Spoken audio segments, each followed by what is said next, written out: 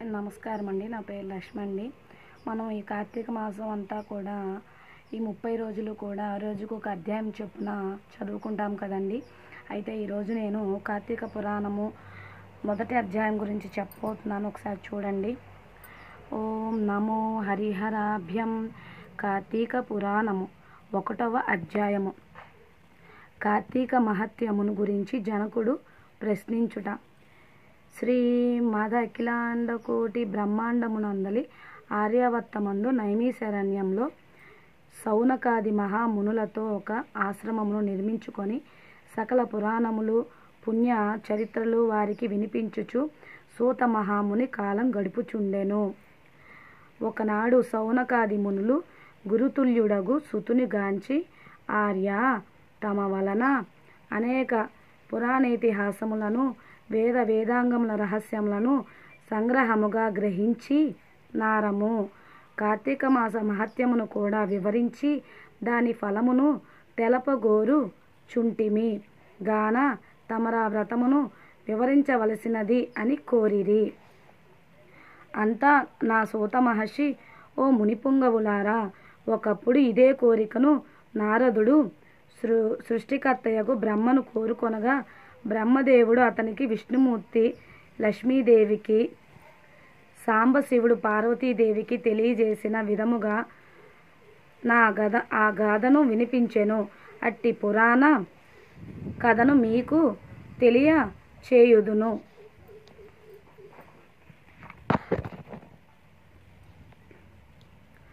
ఈ కథను వినుట వలన మానవులకు ధర్మార్థములు కలుగటయే కాక వారు ఇహమందును పరమందును సకల ఐశ్వర్యములతో తులతూగుదురు. కావున శ్రద్ధగా నాలకింపుడని ఇట్లు చెప్పెను. పూర్వమొకానొక దినంబున పార్వతీ పరమేశ్వరులు గగనంబున విహరించుచుండగా, పార్వతీదేవి, ప్రాణేశ్వర, సకలైశ్వర్యములు కలుగచేయునట్టిది సకల మానవులు వర్ణభేదములు లేక ఆచరించదగినది, శాస్త్ర సమ్మతమైనది, సూర్యచంద్రులున్నంత వరకు నాచరించబడేది యగు వ్రతమును వివరింపుడని కోరెను. అంతటా మహేశుడు మందహాసమునరించి, దేవి, నీవు అడుగుచున్న వ్రతము స్కంద పురాణమున చెప్పబడి ఉన్నది. దానినిప్పుడు వశిష్ఠ మహాముని మిథిలాధీశుడగు జనక మహారాజునకు వివరింపబోవుచున్నాడు. చూడు, మా మిథిలా నగరం వైపు అని మిథిలా నగరపు దశగా చూపించెను. అట మిథిలా నగరంలో వశిష్ఠుని రాకకు జనకుడు సంతసించి అర్ఘ్య పాద్యములతో సత్కరించి కాళ్ళు కడిగి ఆ జలమును శిరస్సుపై చల్లుకొని, మహాయోగి మునివర్య, తమ రాక వల్ల నేను, నా శరీరము, నా దేశము, నా ప్రజలు పవిత్రులమైతిమి. తమ పాద ధూళిచే నా దేహం పవిత్రమైనది. తమరిటకేల వచ్చితిరో సెలవొసంగుడని వేడుకొనెను.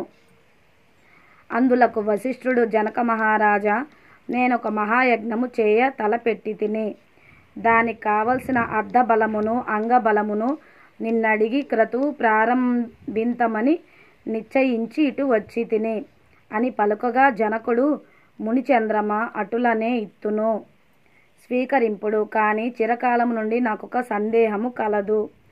తమబోటి దైవజ్ఞులనడిగి సంశయము తీర్చుకోదలచితిని. నా అదృష్టం కొలది ఈ అవకాశం దొరికినది. గురురత్న, సంవత్సరంలో గల మాసములలో కార్తీక మాసమే ఏలనంత పవిత్రమైనది. ఆ కార్తీక మాసం గొప్పతనమేమి అను సంశయము నాకు చాలా కాలం నుండి ఉన్నది. కావున తాము కార్తీక మహత్యమును గురించి వివరించవలసినది అని ప్రార్థించెను. వశిష్ఠ మహాముని చిరునవ్వు నవ్వి, రాజా, తప్పక నీ సంశయమును తీర్చగలను. నే చెప్పబోవు వ్రత కథ సకల మానవులను ఆచరించదగినది, సకల పాపహరమైనది అయి ఉన్నది. ఈ కార్తీక మాసం హరిహర స్వరూపము. ఈ మాసమునంద ఆచరించు వ్రతము యొక్క ఫలం ఇంతయని చెప్పనలవి కాదు, వినుటకు కూడా ఆనందదాయకమైనది.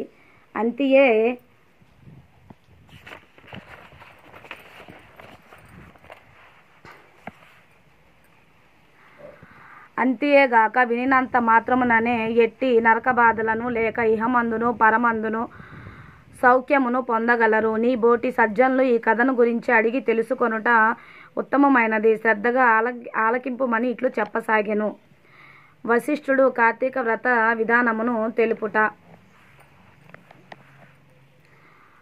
ఓ మిథిలాధీశ్వర జనక మహారాజా, ఏ మానవుడైనో ఏ వయసువాడైనో ఉచ్చ నీచ అనే భేదము లేక కార్తీక మాసంలో సూర్యభగవానుడు తులారాశి అందుండగా వేకువజామున లేచి కాలకృత్యములను తీర్చుకొని స్నానమాచరించి దాన ధర్మములను దేవతా పూజలను చేసినచో దాని వలన అగణిత పుణ్యఫలము లభించును. కార్తీక మాస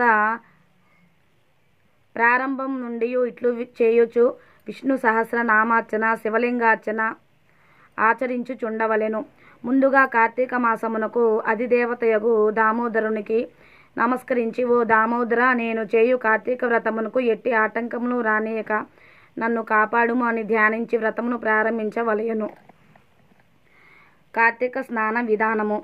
ఓ రాజా, ఈ వ్రతం ఆచరించు దినములలో సూర్యోదయమునకు పూర్వమే లేచి కాలకృత్యములు తీర్చుకొని నదికి పోయి స్నానమాచరించి గంగకు, శ్రీమన్నారాయణకు, పరమేశ్వరునకు, భైరవునకు నమస్కరించి సంకల్పం చెప్పుకొని మరలా నీట మునిగి సూర్య భగవానుకు అర్ఘ్య ప్రదానమొసంగి పితృదేవతలకు క్రమ ప్రకారముగా తర్పణములోనర్చి గట్టుపై 3 దోసిళ్ల నీళ్లు పోయవలను. ఈ కార్తీక మాసంలో పుణ్య నదులైన గంగా, గోదావరి, కృష్ణ, కావేరి, తుంగభద్ర, యమున మున్నగు నదుల్లో ఏ ఒక్క నదిలోనైనను స్నానమాచరించిన ఎడల గొప్ప ఫలము కలుగును.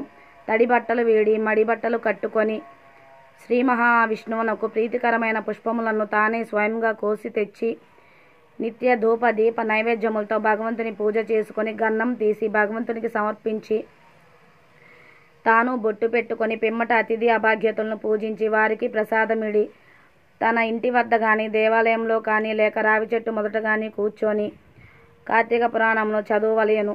ఆ సాయంకాలం సంధ్యావందనం ఆచరించి శివాలయం అందు కానీ విష్ణాలయం అందు కానీ లేక తులసికోట వద్ద కానీ దీపారాధన చేసి శక్తిని బట్టి నైవేద్యము తయారు చేయించి స్వామికి సమర్పించి అందరికీ పంచిపెట్టి తర్వాత తాను భుజింపవలేను. మరునాడు ముష్టాన్నముతో భూత తృప్తి చేయవలెను. ఈ విధముగా వ్రతమాచరించిన స్త్రీ పురుషులకు పూర్వమందును ప్రస్తుత జన్మమందును చేసిన పాపము పోయి మోక్షమున కరుహులగుదురు.